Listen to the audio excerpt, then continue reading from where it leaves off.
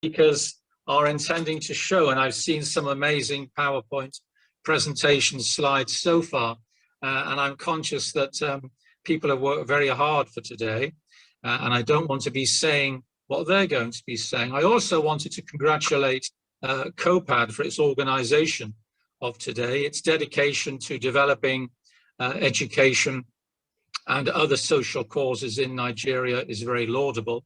And I think most of all, it's appropriate that I thank and congratulate all the teachers who are online today from various schools of varying sizes, of varying descriptions. I wanted to praise you for being online and wanting to develop your learning even more. And I also wanted to take this brief opportunity to congratulate you on being a member of what I think is the most noble profession in the world. I have been in teaching for well over 35 years, both in London and now in Lagos. And I've seen and heard some amazing things, and I know you have too. And there's lots more for us to hear about this morning. Digital learning and what it means for teaching staff is what I've been asked to very briefly focus on this morning. COVID, quite literally, has impacted on all of us in one way or another. And of course, my commiserations to anybody online who may have lost a loved one, a family member, or a friend as a consequence of this dreadful disease. But we are getting through it. And God has given us creative minds as human beings, and we found some very creative solutions to help us get through these difficulties. If you were to list all the advantages and disadvantages of COVID and what it has meant to us here in Nigeria, I would take an educated guess that the list of disadvantages would be somewhat longer than the list of advantages. However, one advantage that COVID has brought us is that it has forced us, quite literally, in our uptake and need for IT accessibility and usage. If you think now, for the last 15 months, how much time you've spent on your devices as a consequence of delivering learning, compared to the previous 15 months of how much time you've spent on delivering learning, you will see that there has been a massive change. So in children's homes, in students' homes, in your own homes and at schools, there's been a massive uptake in learning, both completely online and what most of us are doing now, blended learning. That has put some degree of stress on you, I know. You have had to raise your awareness. You've had to raise the awareness of your pupils. You've had to improve your proficiency and literacy. But one way or another, pretty much everybody online today will be far more proficient in the use of IT and digital awareness than ever before. There are... You understand this?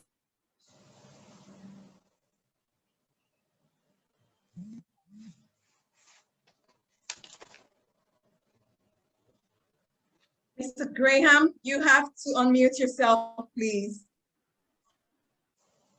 Can you hear me now? That's better, thank you.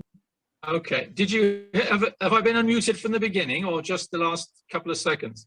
No, you just go ahead, you're good. Okay, all right, thank you. So skill enhancement is crucial. Technical awareness and proficiency is also extremely important, either by constant pre-reading and practice or by online guidance and training.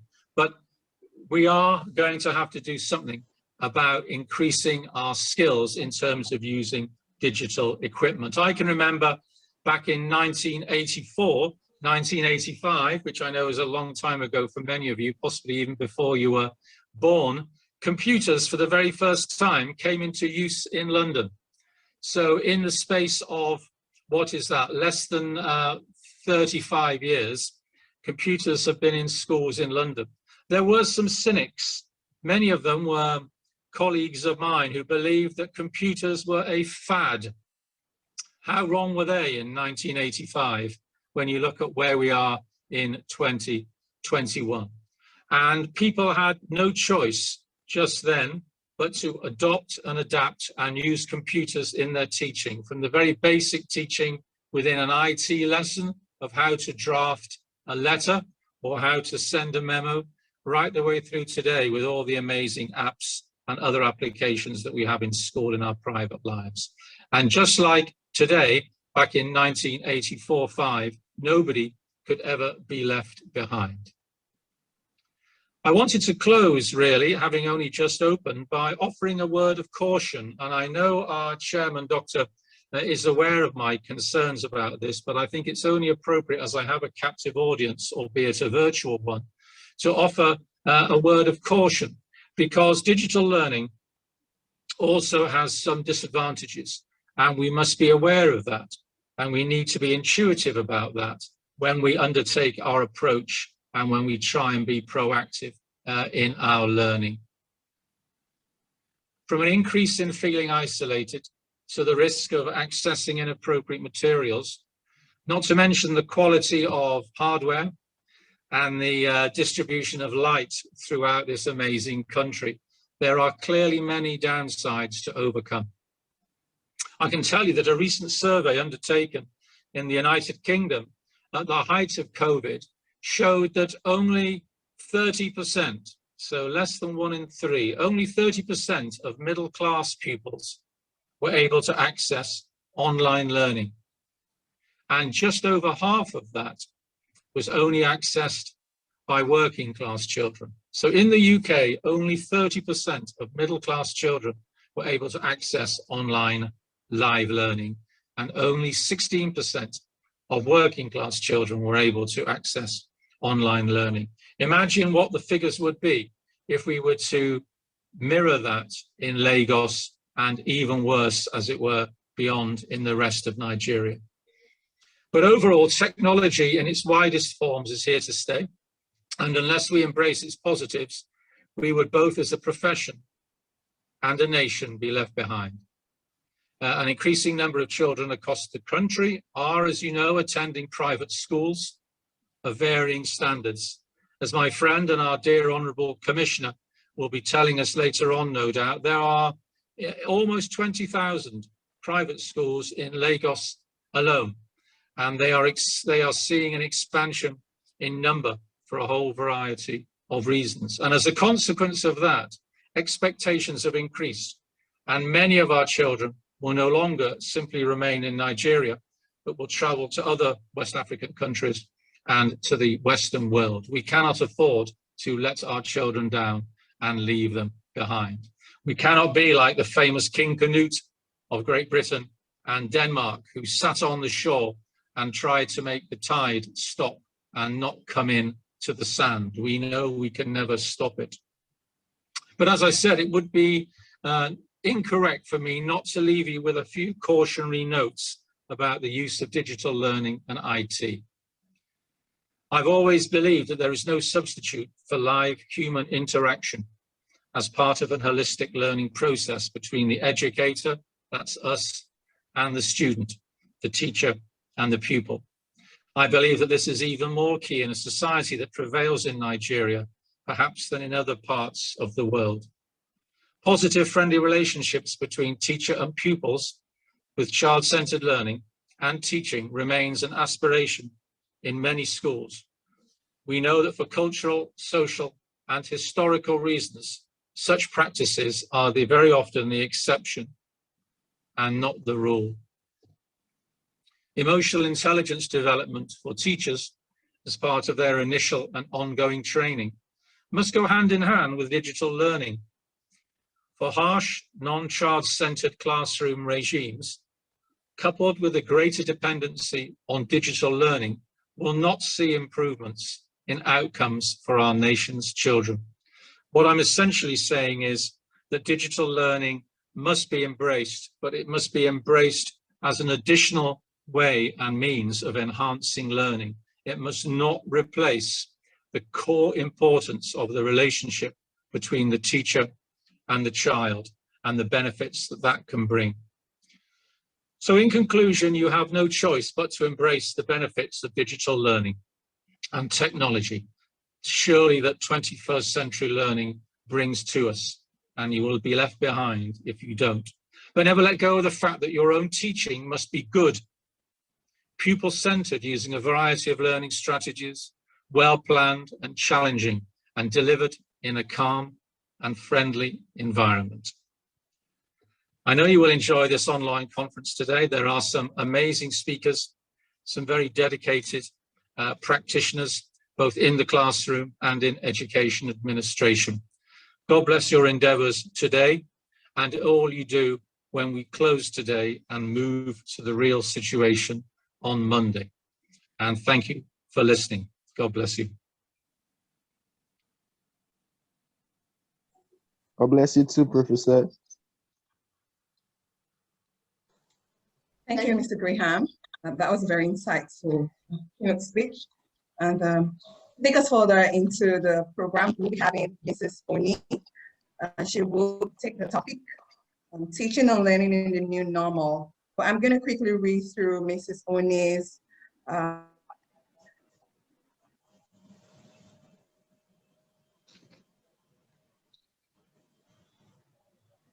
Can you hear me? Okay, all right. So Mrs. Modupe Adenike Oni is a seasoned educator of... You can hear me, right? I think so. I'm gonna go over it. Mrs. Modupe Adenike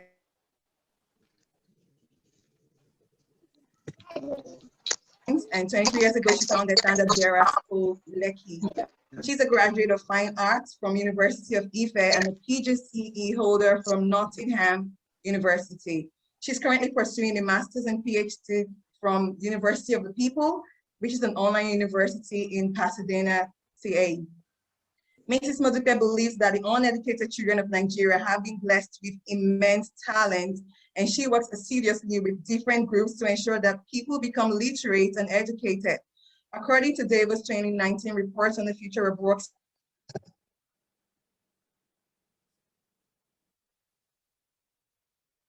she's therefore driving her passion through technology in response to the call for our children to have soft skills like analytics, creativity, communication, and leadership. Please make welcome Mrs. Adenike Oni. Thank you. Good morning, everyone. Thank you very much, Grace, for that introduction. Thank you, Prof, for inviting me to speak today. Graham has set the tone for us when he spoke about the need for us to pivot or change the way we are educating our children in our classrooms today. And digital classrooms have come to stay. However, my assignment today is to sort of paint the broad strokes, the underlying things as to why, because it's not good enough for us to come here and tell us that, oh, we have to pivot into digital. So this morning, I'm going to take you on a journey to help convince those that are not yet convinced and to help those who have decided that I have to change, you know, to really affirm their decisions. So I'm going to be talking, can I have my slides on, please? Teaching and learning in the new normal. Now, this new normal in quotes, we started using when we came into COVID. But in truth, there's been a new normal for us in Nigeria that we had shied away from for many years. So I want you to please pay attention. I have tried very hard to make my presentation friendly such that it mimics what we get in university when they give us hands out. So for those who might have problems, maybe they don't hear because of the internet, be rest assured that you will get this PowerPoint presentation because I made it for you. And just even reading through the presentation, you will get the gist of what we're talking about here. So next page, please. Let's go. Now, this is a famous saying by Lao Tse. He says, a journey of 1,000 miles begins with a single step. Today, you are here to listen to COPAD tell you about the change that you need to make. That is the first and most critical step, because we all know that the most constant thing in life is change, but it's also the most difficult thing to adopt. So let's move. Becoming a 21st century educator in the new normal. What really does that mean? We have all been teachers, right? And as teachers, we have given the knowledge that we know, that we researched, and we have taught our children. But for the new normal, it's calling on flexibility. We need our teachers to be flexible in the way they teach, so it enables the individuals in your class, the different children, to learn at their own pace. Please note that, learn at their own pace as they prepare for the future. The children in our classrooms, they're not robots, so they will not just take on the information at the same time. We have to give allowances for learning at their own pace. It is in this time of COVID, it is very good that, you know, we all begin to learn what we need to do to help these children, because having stayed at home for over a year, not learning, when they come back or when they came back into your classrooms, they had forgotten a lot of things. And it is not their fault, because when the brain stops getting information on a daily basis, the brain begins to forget. So we have to help them, and that is why learning at their own pace is essential to your teaching pedagogy going forward. Next slide, please. Now, you have to ask yourself this question: teacher or facilitator? Some people might say they mean the same thing. Indeed, they do, because they are both actually giving, they're teaching, they're impacting. But a teacher is a person who provides instruction of education, right? I'm teaching you now. But a facilitator understands that it's not just about me giving the information, but in the how of how I give the information that really counts. And facilitating it for a person who actually likes to make an action or process easier for the person who is expected to receive the education. And I believe that all of us, we might have been teachers coming in, but the goal for us going forward is that we want to transition from being a teacher who just is interested in delivering classes to a facilitator who is more interested in, as I deliver my class, am I sure that I'm passing on the information? Are they really getting it? And in doing that, that person becomes a better teacher, otherwise known as a facilitator. So let's go. Next slide. Now, like Grace said, I became a convert for digital learning per chance. I always knew about using the computer to teach. We used it in our school.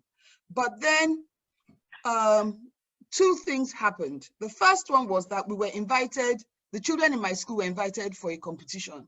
And because it was third term and they had finished all the exams, I really didn't know what to do with them. So I asked them if they were going to do this competition, and there were 5 girls and they said yes.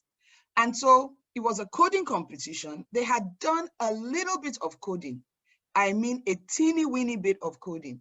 But I said to them that for you to do this competition, you're going to work at it 5 hours a day, every day of the week. It's the only way you can go from what you know now to what you need to know to enter this competition. And they agreed. It wasn't an easy process, but they went ahead and they designed an app.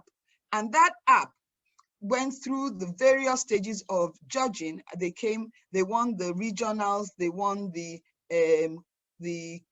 African continent, they won the region, they won the next one, that was Middle East, and then they went on to the finals in America. Now, when we got to America, the first thing that surprised me was there were children from 12 different countries who could not speak English, all of them. They put them in a room and then they started teaching them. And I noticed that the way they were teaching them was different. They were teaching them through a process of engaging them. And there were many exercises that they gave them to do. And I kept on saying, will my children get this? Will my children get this? I forgot to mention, they were the youngest set of children in the classroom, in the whole group. They were 10 and 11-year-olds. And every time, like a mother hen, I hovered around and I saw that they understood it. So I had to step back and ask myself, what is it that these people have done in communicating with children from Venezuela and India and Canada and South America and from Spain, who all speak different languages, but in this short period of 5 days, they have educated all these children. And that got me to thinking they were teaching with a different method. And so I want to talk today about the method. So when we look at the World Economic Forum on the future of work, they tell us that 85 million jobs are going to be disrupted in the world. Disrupted meaning that they will not exist again. But they're also promising us that in the same period of time, between now and 2025, they're going to have 97 million new jobs. Now, so disrupting 85 to have 97 million new jobs is a good thing. But then they also went on to say that, but for these new jobs, they are going to need different skills. That the skills that we're teaching right now do not prepare them for these kind of jobs.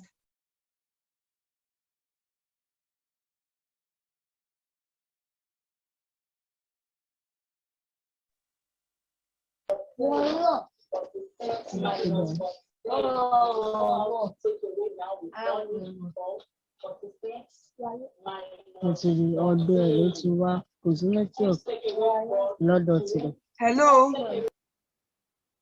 Okay, I don't know where I stopped, but I will pick it up again.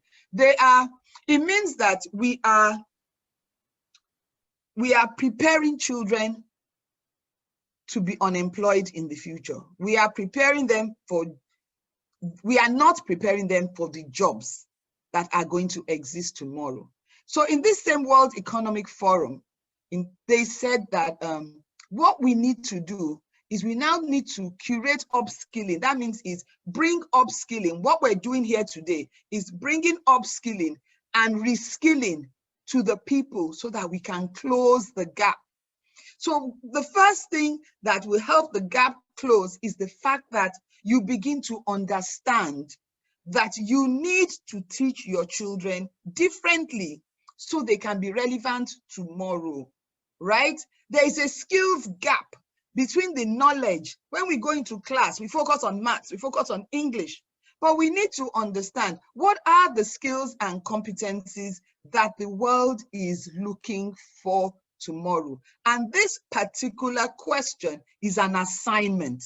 You need to find it yourself. I will drop it, I will give you hints, but I did not prepare a slide because when next I come, I will be asking you to tell me.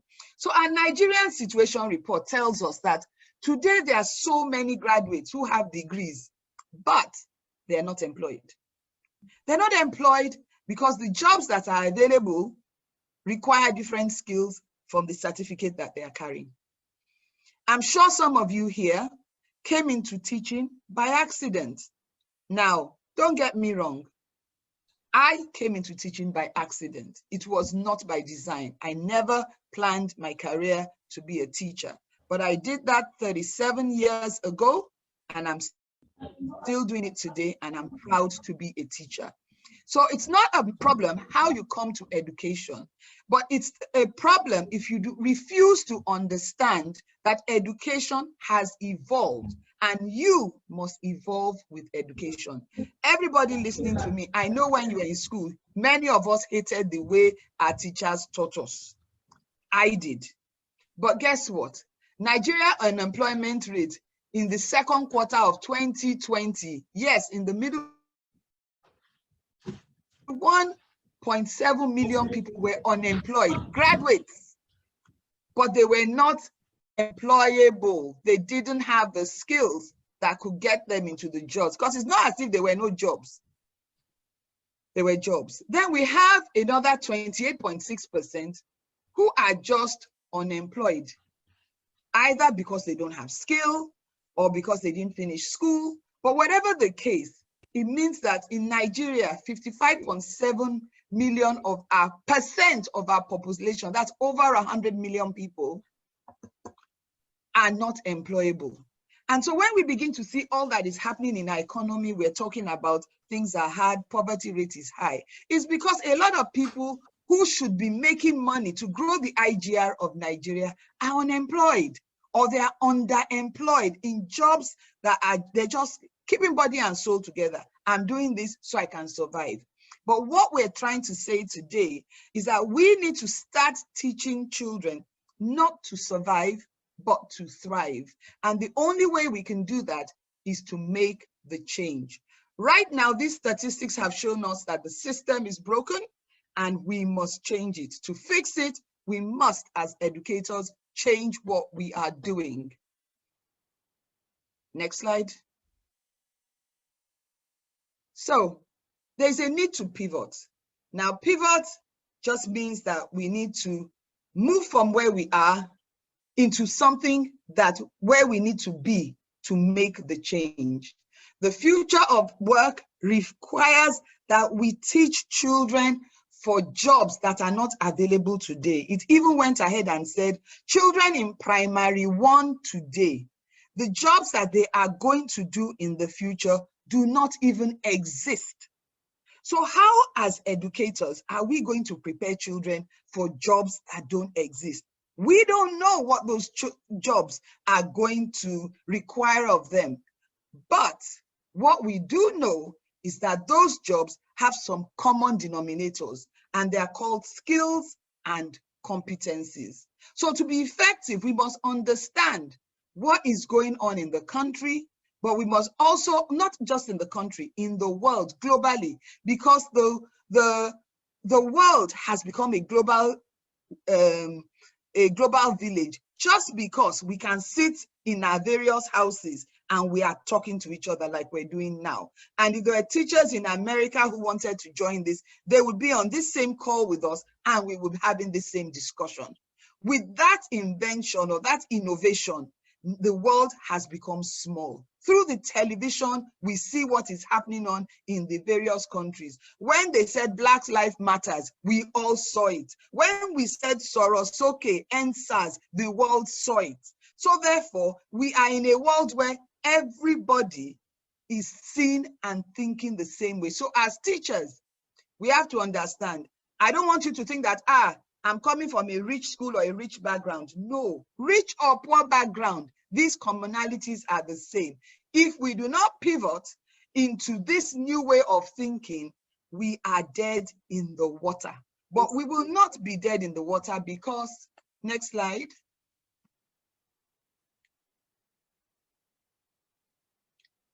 We will get to understand, first of all, who we are teaching. The dictionary says, and there's so many definitions, they call them Generation Z. Generation Z is the digital natives, or the I generation, internet generation. Now, this generation of children born between 1997 and 2012 means that they are currently 9 to 25-year-olds. So we are seeing them in our classrooms now. But these children are global. They are global because they have been living with technology all their lives. And that has opened them to the world beyond their community. So beyond where you are, beyond Lagos State or your state, beyond this country, Nigeria, these children have information about what is going on in the world. And so therefore, it is impossible for us to limit them to the knowledge that we have. Because why? In the process of watching and, you know, seeing what is going on their Instagram, on YouTube, on TikTok, on what are those BET, all those channels, the music videos, they begin to learn things. Those channels, whether we like it or not, they are transmitting information, not necessarily like we do it, because we are doing it from a classroom perspective. But the subtle transmissions are the ones that are easier to pick up, because they don't even know when they begin to imbibe them. And then it's only when they begin to act it out that we begin to see. Now, let me caution here, it's not everything that is on the internet that is bad. It is not everything that is bad. And because these children are on the internet, a lot of the things that we are seeing, they are influencing our children, and we are having to challenge ourselves because we're wondering why we are not communicating with our children. I hope my slides come back on because I don't have a duplicate one in front of me, but I will talk anyway. So here we are. We have children who are who are listening to the music, they're watching the television, they're doing all these things. And what I say is that those things are really interesting. Because some of us here, when we are at home on Saturday, we can sit from African Magic from morning till night. We enjoy it, right? And we don't think it's a bad thing. It's entertainment. So just like we have our own sources of entertainment that thrill us, the children have their own. Now, one thing about the education space is that when we are in our classes and we're teaching them, what do? We talk. We talk to them. Or I would like to say it this way, we talk at them, because there really is no guarantee that the things that we are saying, the children are listening to. There's no guarantee. And why do I say that? You are analog. You're not on a screen. That's number one. Number two, you are in black and white, even though the colors your clothes have colors. But when they're on television, can you generate the same kind of steam that they get when they're watching the Premiership League? Have you seen children watch the Premiership? They are glued to it, but they're not glued to you and I. In fact, we are boring. We are very, very boring people. The information that we are giving them is they are totally uninterested. And if you're a secondary school teacher, please take it in your left hand. You are not communicating with your children. You are not making sense. Then you add a whip to it. It doesn't help matters. I'll give you an example. One day I was sitting in my office and the teacher ran in. Mrs. Oni, I'm fed up with this child. I cannot understand. Can you imagine in the middle of my class, I just heard, he just shouted, yeah, it's a goal. I said, eh. I said, no, this one, oh, you will beat him because I'm the only one in the school that's allowed to beat. I said, eh, okay. I said, you go to your class, Tony. Let me have a chat with this boy. Ayo, what happened? He looked at me, I'm sorry, Mrs. Oni. I said, I don't want you to be sorry. Tell me what happened. He said, well, I know I did the wrong thing, but when I was in the class, I remembered the match between Manchester and Leeds yesterday night. And I remembered the final goal because that is what gave it to us. And we moved into the top 4. I said, Ayo, how come you remembered it? He said, no, I didn't remember it. I recalled it and it was playing in my mind. I could see that goal again. I could see, I said, Ayo. He said, yes, Mrs. Oni, that many times when he's in class, and he's not understanding what the teacher is saying, he just calls up something and you'll be watching it. And you, the teacher, are thinking he's present. He's present physically, but he's absent from your class. So I told him to go and I called the teacher. I said, Tony, you have a problem. He said, what's the problem? He was a pastor. I said, Pastor Tony, you cannot teach your children if you don't understand what your children like. I said, do you watch the Premiership? He said, no. I said, Tony, from today, you have to watch it. When you come to class in the morning, discuss the Premiership League with them. Ask them whose teams played, who won, celebrate, do everything that you could do. Rabble rouse them and let them feel good about the Premiership. And said, and for the girls, what is the movie they like? Watch it, talk about it. Disney has so many princesses. Know the current princess and make sure that you relate it. Give them all princess names. Ah, that's my Cinderella, that's my this. He said, eh. And I thank God for Tony. He was a very, very diligent person. He did exactly what I said. He went from that teacher that was strict and unpopular to the most popular teacher in the school. Why? Because he spoke their language. He spoke their language. I'm still waiting for my slides, but if we don't come, we'll get there. So what am I trying to say? We need to speak the language of our children. We need to understand what makes them tick. Many times, another example. So my son was in a school. I used to teach there and I left. And then in primary 4, and one of my teachers came to me and said, Miss Oni, I need to see you. I said, what is it? I said, we have a problem. I said, really? I thought it was with the children. She said, Mayo, can't read. I said, how can you tell me Mayo can't read? I said, Mayo, I can't read. Miss Oni, he has a phenomenal memory. Mayowa can photograph anything, but he cannot read. Hear me, oh, there's some children, you like them to, in Yoruba we say Gberu, but they cannot read. So I was very sad. I said, don't worry, but do you think we can change his school? This was going to primary 5. I called my son. Maiwa, what is it? Because I remember that anytime I called him to read to me, all of a sudden he would develop a stomach ache. So he never read to me, but it slipped through. He never read to me, and I'm an educator. So I said, Maiwa, will you change? He said, yes. He's been waiting for the day I will ask him to change. We changed him. In 2 terms, he was reading newspapers and everything. So I asked him, Maiwa, what was different? He said, when he was in Form 1, that, do I remember that he wasn't in nursery in that school? He came from another school, and that school had taught him to read using phonics. When he came into this new school, they expected to do look and say. So the first day they called him out to read, my son started doing his phonics, and the teacher said to him, why are you reading like that? What's wrong with you, Ode? My son did not know what Ode meant, but he knew it was derogatory. So when she said he should read it again, he closed his mouth.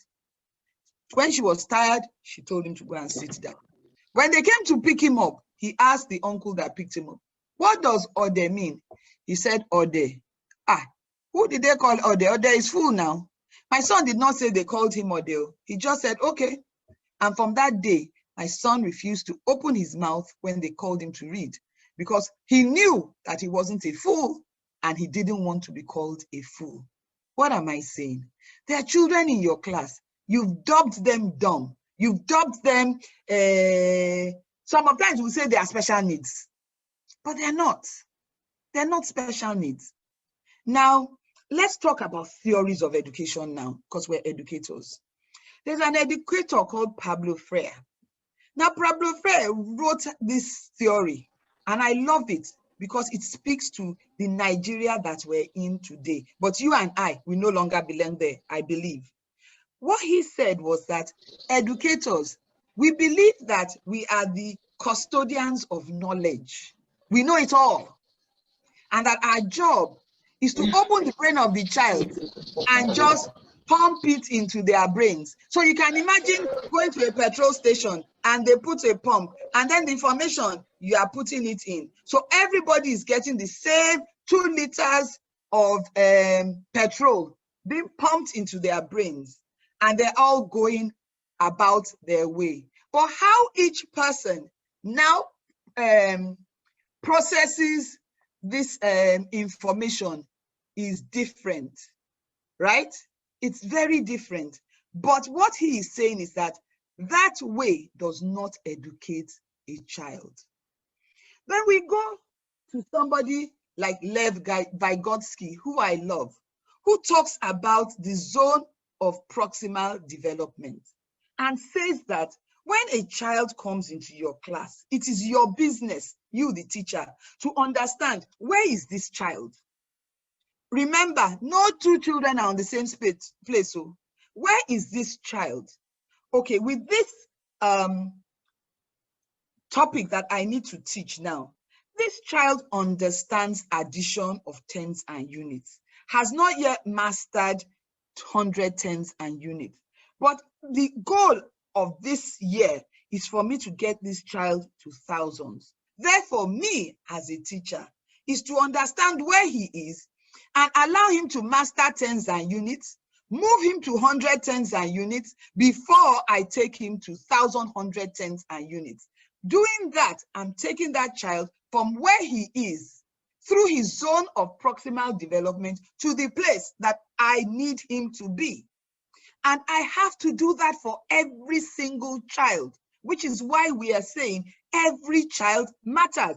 And I know some of you are saying, with all the number of children in my class, good. With all the number of children in your class, it is possible.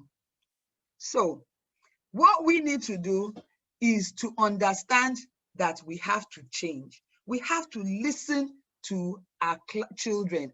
The reality is that our children live in a visual world and we have to get their attention. Let's move on. Next slide.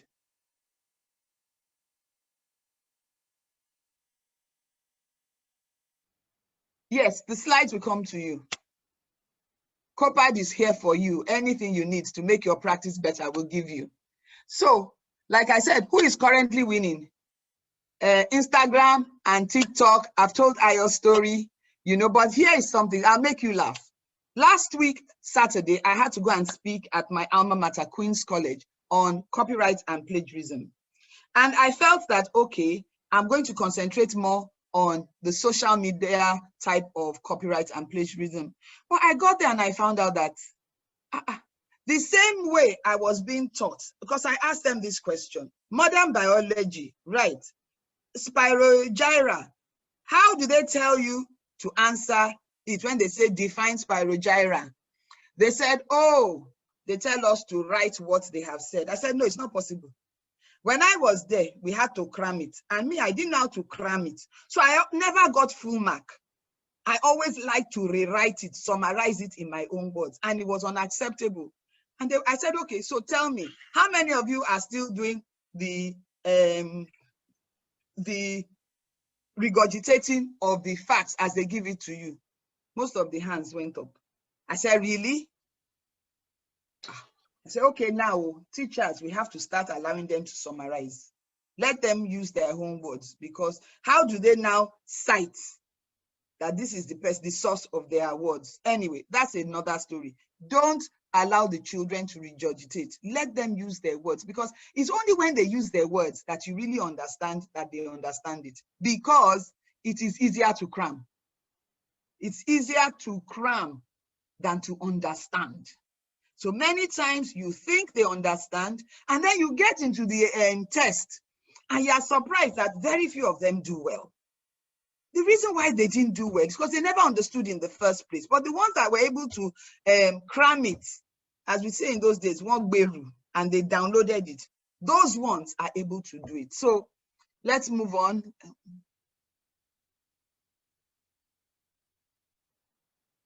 No more regurgitating. Capital N-O, we're done. Next slide, please.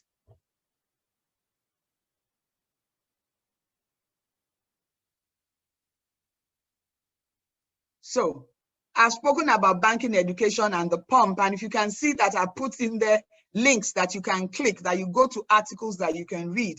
That's the homework. You need to actually read for yourself, engage in the material and understand what these people are saying. So these are, Freire makes fun of it in his own words. He says the traditional education system refers to the metaphor of students as containers into which educators put or pour knowledge. He's laughing at you and me for doing that. So let's move on to the theories that we need to understand better. Next slide, please. So in embracing the change, we need to pivot from, like I said earlier, where we are into the digital age.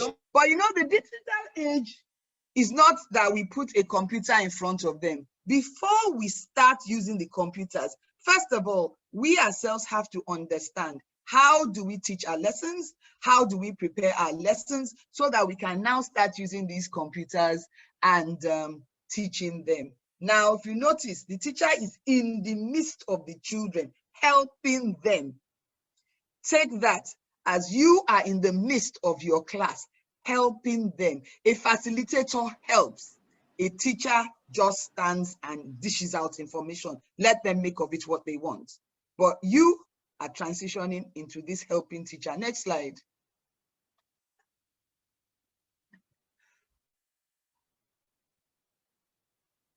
Next slide, please.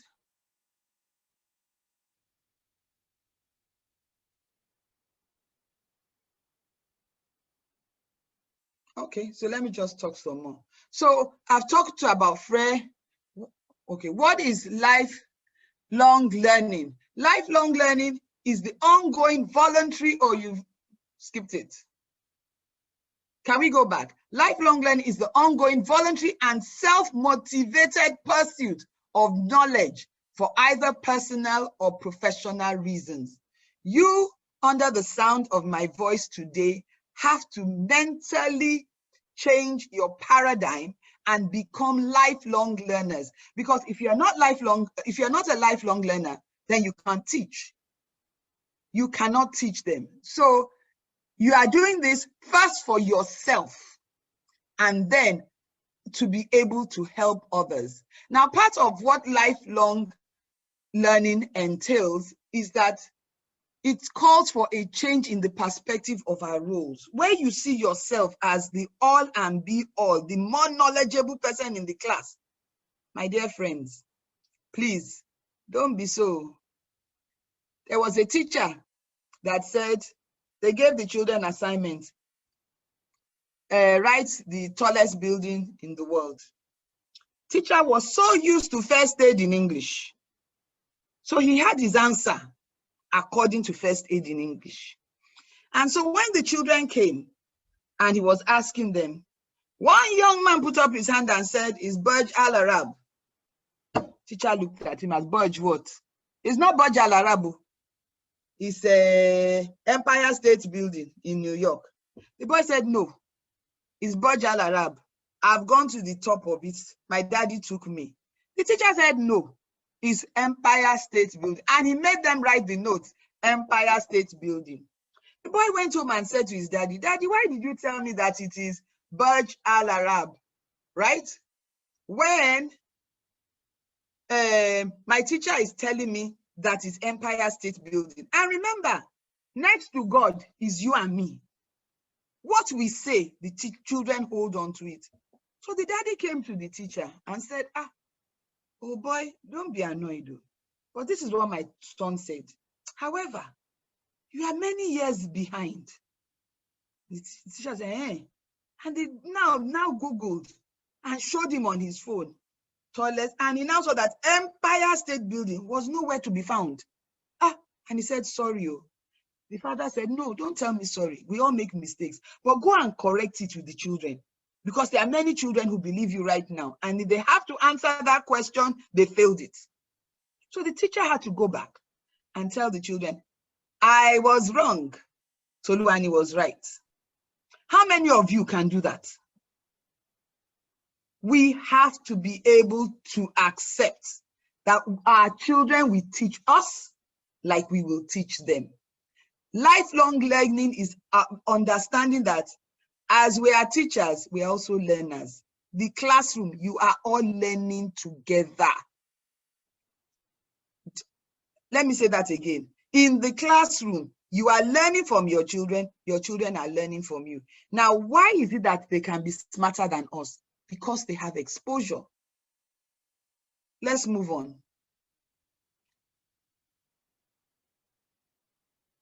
let's move on. This is a very special picture, but I didn't put it myself. These are my girls that went to America. This is the team, Brain Squad. I was happy when I found it on PowerPoint as one of the resources. These are the girls who did 5-6 hours a day of coding, and in 3 months created an app that took them all the way to America. Take this from me. Our children have talent, ability, and all they are waiting for is for us to help them discover it. That's our own job, to help them discover their God-given talent. Grace, can we mute it again, and then I'll unmute myself. So they have these talents, and since we don't know the jobs we are preparing them for and the skills, we just have to understand the 21st century skills and competencies. One of those skills is communication. Another one is engagement. But there are many more. Creativity, adaptability, resilience. I'll keep on mentioning them. Resilience, knowledge of financial knowledge, data analytics. These are all the things that they need to know, right? And these things they do not learn while they're learning geography and general knowledge and Greek. They learn it in the middle of all of them together. Even inside their English class, these things exist. So in any lesson that you are making, you have to add this, the consciousness that I have to teach these skills. Technology is number 1 on some lists, with communication as number 2, but in other cases, they revert. So technology and communication are the key skills. It's not just communicating like I'm communicating now, written communication, how to punctuate correctly, all of that, how to put creativity in your writing, very important. So children ultimately will learn to engage and summarize what they learn if they have learned it, if learning has taken place. So if they cannot do these things, so many of the children that we are saying, they don't know it, let me tell you here and now, you have not taught them. It's your failure, it's my failure.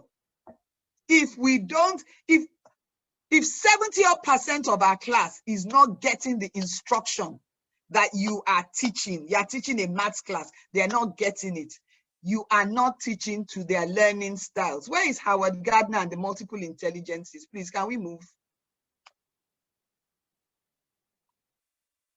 Okay. Mrs. Oni, I'm sorry to interrupt you, but just to let you know that you have 5 more minutes. Okay, your presentation. 5 minutes. Then we get the rest in the PowerPoint. Let's move.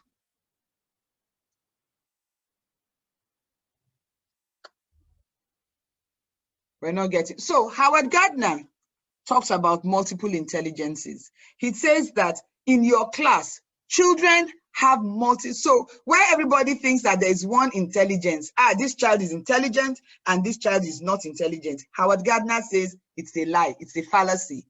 Every child has an intelligence. You as an educator have to understand what the intelligence of the child is. And it is through knowing that child's intelligence that you will teach that child. So you cannot use a one-size-fits-all method to teach all the children in your class. And that's what we've been doing. And that's why we're getting the kind of results that we're getting right now. What we need is to understand through our own personal development, the different learning styles that are available. And then we now begin to look, this child, he's spatial. This child, spatial means he likes to look at things in 3D. Those kind of people that, this one is engineered tomorrow. But there's some people that are kinetic. They like this. They learn from athletics and sports. There's some people who like to write, but there's some people that are analytical. There's 7 or 8 of them, because, you have to understand all of them.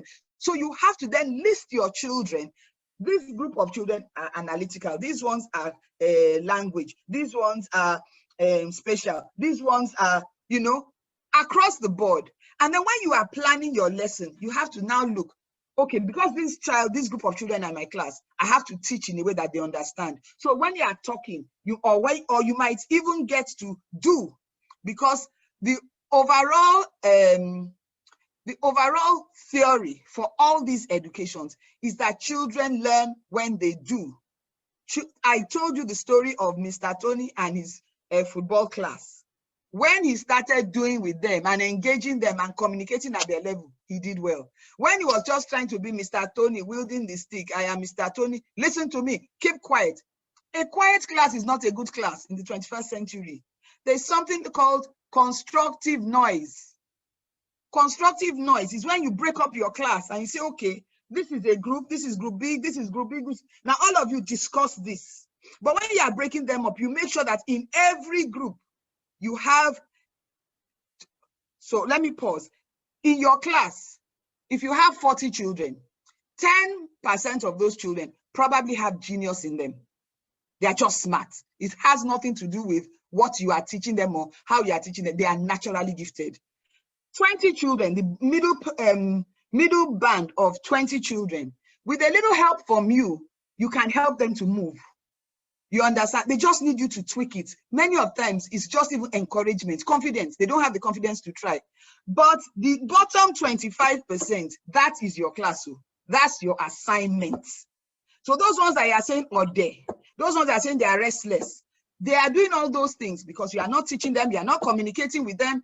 And so therefore, they are trying to get your attention. So all those ones, they are getting up, they are talking, they are doing this, is they are trying to get your attention. Teacher, notice me too, I'm in the class.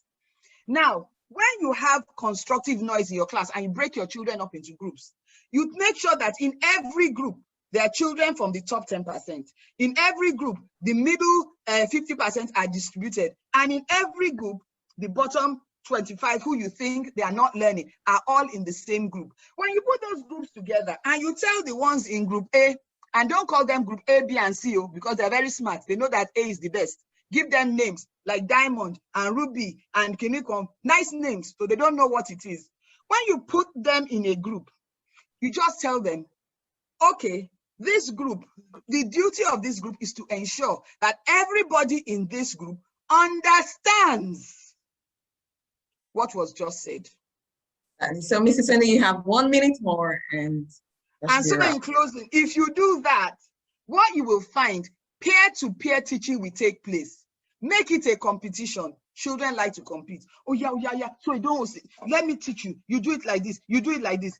The language of children teaching children is very different from the language of you teaching children. So even though you don't have teachers assistants in your class, let me tell you, you do. You have your top 25. Use them. Make them, without making them glorified lords over the rest of the class, in a subtle way. Use them to help those that are not learning the way you are teaching them to learn, because peer to peer, they speak the language you can never speak. And so it's been a joy talking to you. I'm sorry we had all the disruptions with the slides. The slides will come home, but I think that they are clear enough, and you'll be able to fill in the gaps. I hope to see you again when I'll take you on this journey, but I'm sure that today, my colleagues waiting for us are actually going to take it along. Digital learning is the future. Before you start using the computer yourselves, understand who you are and your place in the classroom. Understand how to prepare your lessons to be engaging. Understand that you have to communicate, and the communication is not the communication of I spoke to them. It's in the action, it's in the doing, it's getting them involved. And I'm sure that you will find a change in the learning outcomes of your children. Thank you so much to COPAD for having me, and lessons to be engaging. Understand that you have to communicate, and the communication is not the communication of I spoke to them. It's in the action, it's in the doing, it's getting them involved. And I'm sure that you will find a change in the learning outcomes of your children.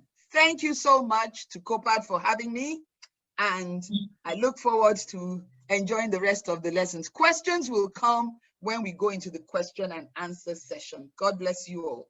Grace, back to you. Okay, thank you so much, Mrs. Oni. So if you enjoyed our presentation, now we're all going to be students and learners today. So we're going to clap for Mrs. Oni the way we clap for our children. I'm sure we know it like this. I'm going to take the lead. Hold on. We're going to go like this. So we're going to do 1 to go, everybody.